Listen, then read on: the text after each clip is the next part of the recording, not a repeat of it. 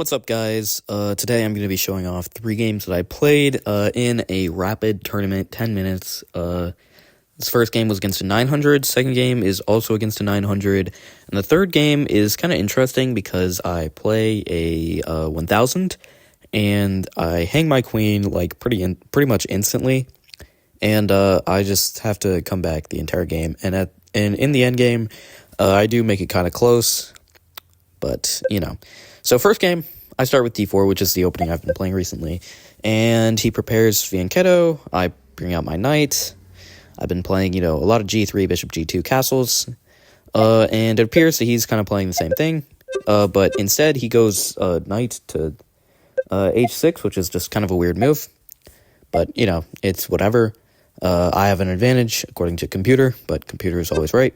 He castles, I castle, and now he's bringing out his pawn, which might be to activate his bishop, or it might just be to play e5, but instead, he does neither of those things, and brings out his knight, which I immediately kick away with d5. Yep, and then he comes to the e5 square, which I immediately trade, giving him doubled pawns. I bring up my knight, he brings out his bishop, which is just kind of a weird one-move attack. We trade, he weakens his king with f5, and I do decide to take here, and then trade off the knight for bishop, and now I'm just activating my rook. And I thought that this was winning for black, but it's actually winning for white. For white, this is just kind of a weird position, but I think now it is actually winning for black because my queen has to go in this little box, which is probably not the best square for it, and his bishop is completely infiltrating. So he is actually able to win that pawn, right, and he's probably going to win the c3 pawn as well. So, that's kind of a problem. And now he is going to activate his rook. Yep, that's the best move. So I'm kind of in trouble here.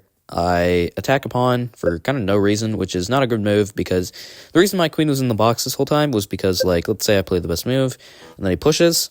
Now, if I take, it's going to be with discovered check, and I can win this pawn. And I'm sure that move was coming eventually because the second I put my queen out of the box, he plays the move. I give a check. It doesn't really matter. He can actually just win my queen here. He can just play the very easy move of rook to g8.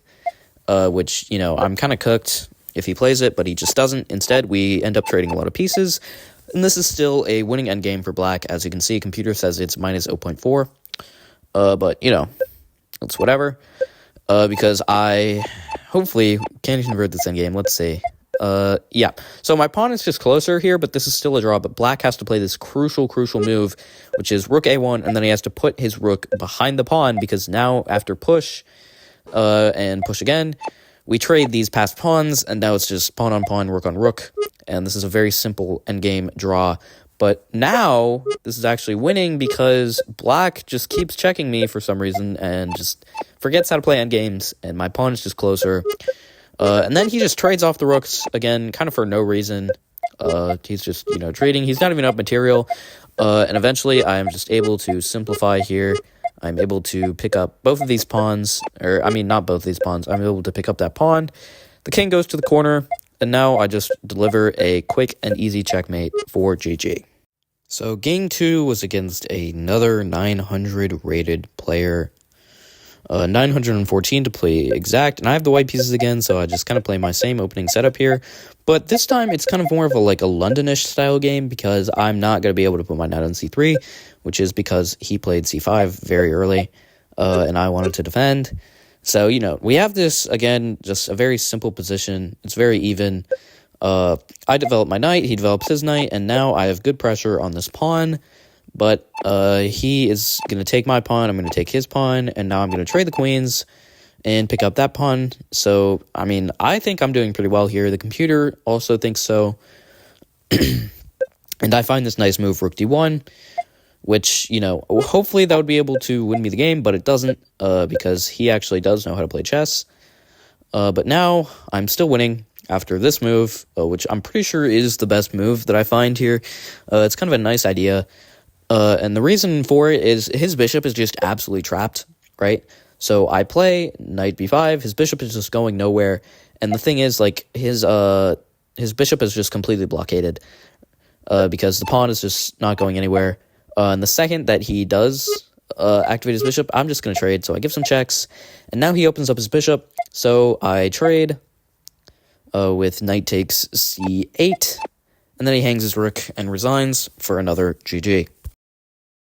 Now, in this third game, I'm finally playing with the black pieces, which means that I am going to have to learn a new opening. It's very unfortunate, because he plays e4 and I play d6, which means that I'm not going to be able to play my typical Dutch. But I do know some perk theory, right?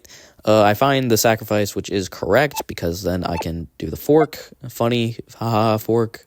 Haha, get pawn forked, haha. He takes, and then he just gives me a ton of free pawns.